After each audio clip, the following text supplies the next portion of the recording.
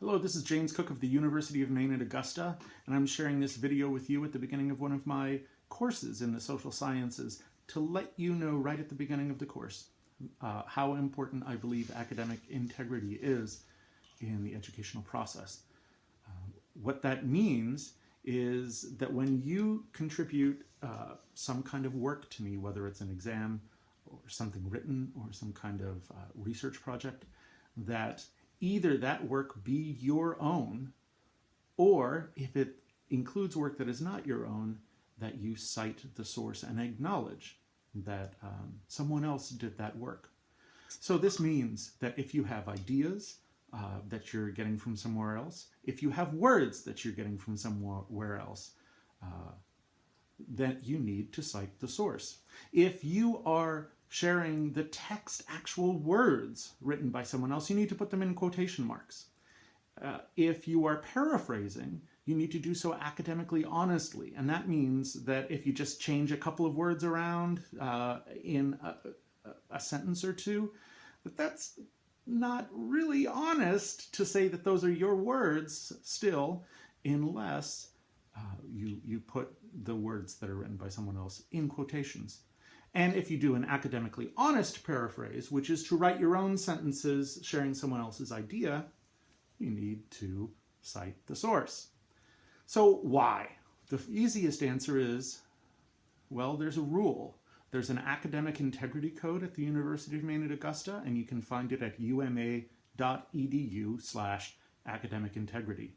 And the rules say so. The rules also say that I must, whenever I suspect violation of academic integrity principles, which are laid out there, I must report them to the university to go through an academic integrity process. But it's not just because there's a rule out there that we might want to do this. There are also ethical codes for the social science disciplines. The American Psychological Association, the International Communication Association, the American Sociological Association all have codes of ethics. And in those codes of ethics, they state that people who practice social science must not plagiarize, they must not cheat, they must be accurate and truthful in their reporting. To plagiarize is to take someone else's academic work and represent it as your own. So those are the ethical principles that I'm operating within when I teach this course. So that's another reason why you should follow those procedures. But it's more than that. There's some moral reasons as well. You can consider all the work that may have gone in to someone else producing ideas, information, thoughts, essays, writings. And if you take those and you don't acknowledge them, you're representing them as your own, and that's the moral failing of a lie.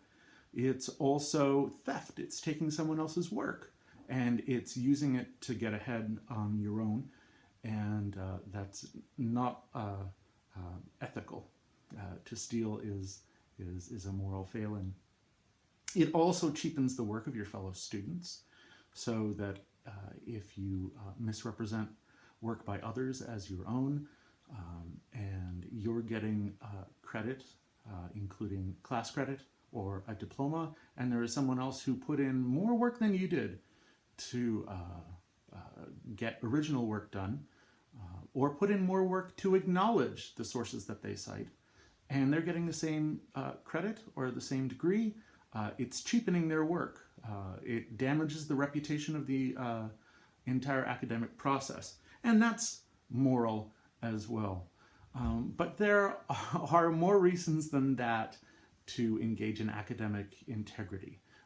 To act positively, not just simply to avoid acting negatively, but to act positively with academic integrity means to embrace an academic culture, which is a way of doing things and a set of values and beliefs.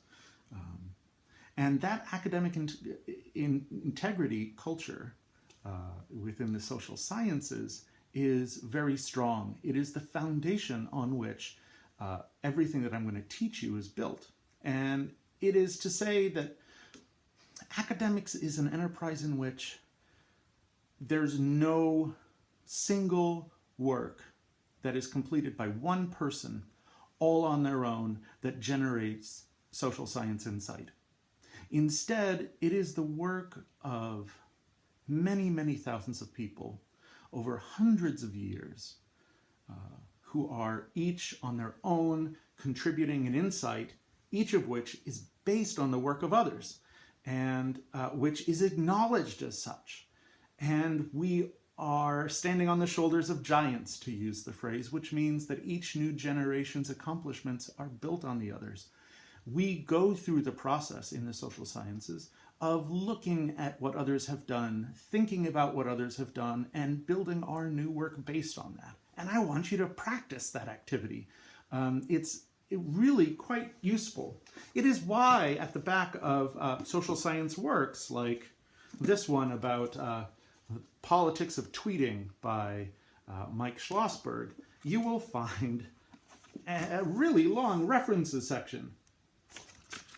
Just page after page of all the work by all these other people that has gone into producing the pages that Mike Schlossberg calls his own. And it's legitimate because inside the text you will find parenthetical references in which the author and the year are referred to for any factual claim that Mike Schlossberg doesn't come up with on his own.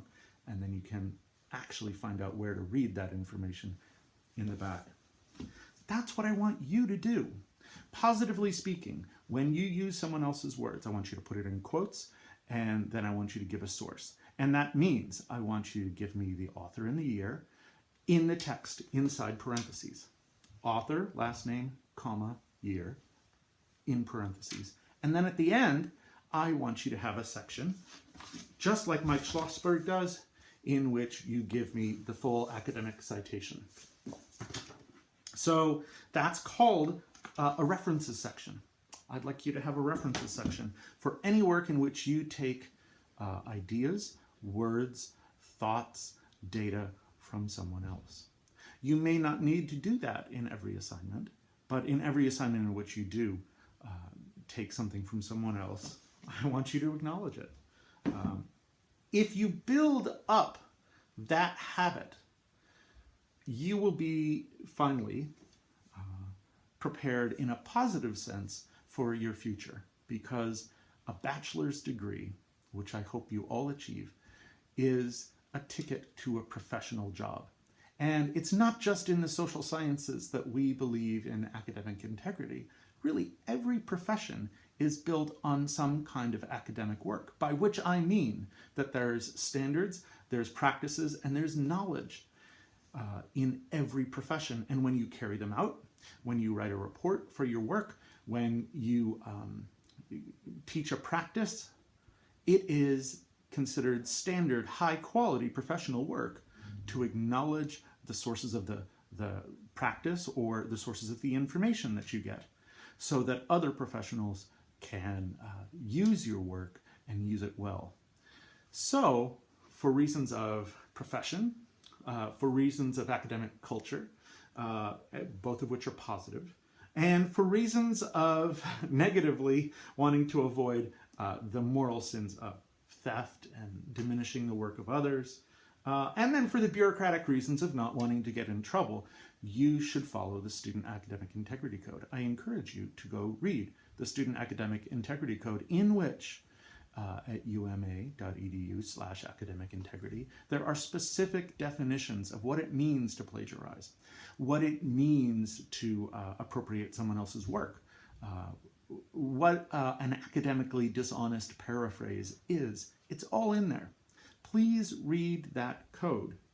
And please know that if I do find suspicious activity that looks to me like it could be a violation of academic integrity, I will begin the academic integrity violation reporting process at UMA, which every faculty member at UMA is obligated to do according to that code.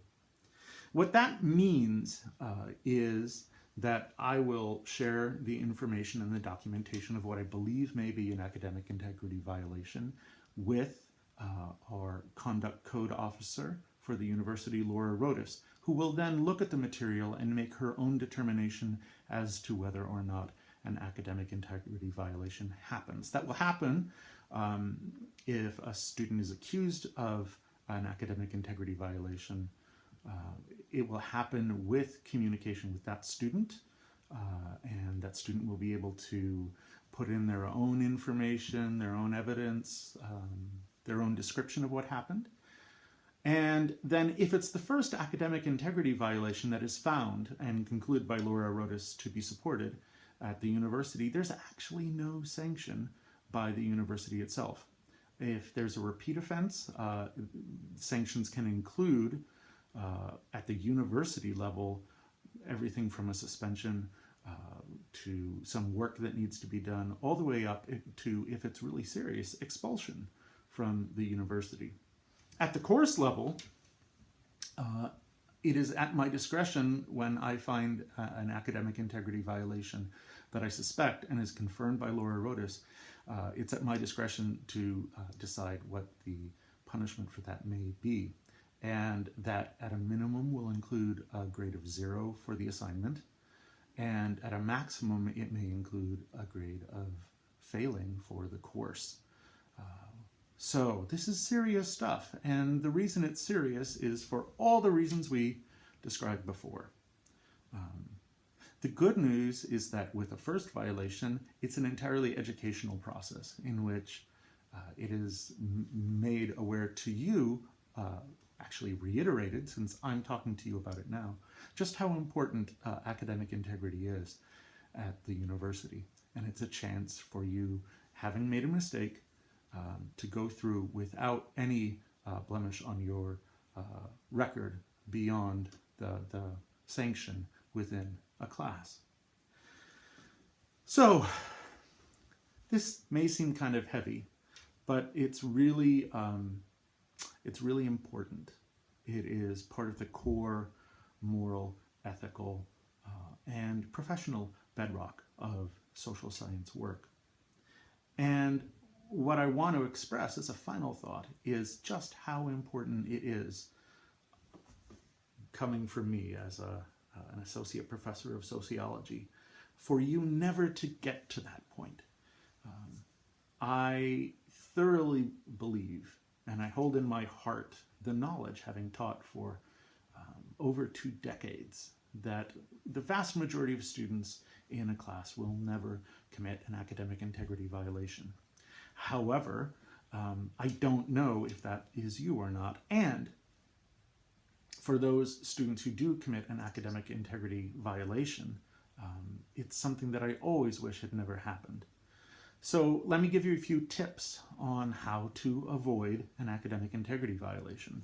When you're doing research and you're using someone else's image, or you're taking from a book some text, the easiest way to avoid accidentally taking words and making them your own is when you write down some notes, put it in quotation marks. If you take someone else's words verbatim onto your own note page, put them in quotation marks and put in a parenthetical reference. That means when you go back to your notes later on, that you will remember these were not your words. That is one way that it can sometimes happen accidentally. The second thing you can do, if you're not sure if you are following principles of academic integrity thoroughly, is to talk to your professor. Ask them. Send along a paragraph and ask, is this okay? Is this following the standard? I encourage you to send me just such drafts or snippets and to point out the passages where you're not sure you're following principles of academic integrity well, and you'd like a little bit of feedback. Okay. That kind of communication and that kind of thoroughness when you're doing things like taking notes is essential to following academic integrity and thinking about it positively. It is how to build up habits that mean that as a professional, whether it's an academic professional, a nonprofit professional, a professional in the business world, those are all habits of documentation and thorough communication that will get you far ahead and bring you respect in your work. And that's what we all want, speaking positively. You may feel at this point as though I've just worried this issue to death, but I'm only spending this time talking to you about it because every semester there are academic integrity cases that I've had to bring, and I would like to bring that down to zero. I would never want to have to talk to you about this. It's not fun for me, and it won't be fun for you if it ever happens to you. So let's make sure it doesn't happen. Be thorough when you take notes, give credit when credit is due, and ask me if you have any questions. If you can do those things in this class, then unless you're really a malicious person, which I don't think you are, you're going to be quite likely to avoid problems of academic integrity. Thanks very much for your time, and let's move forward positively through the remainder of this semester. Thanks.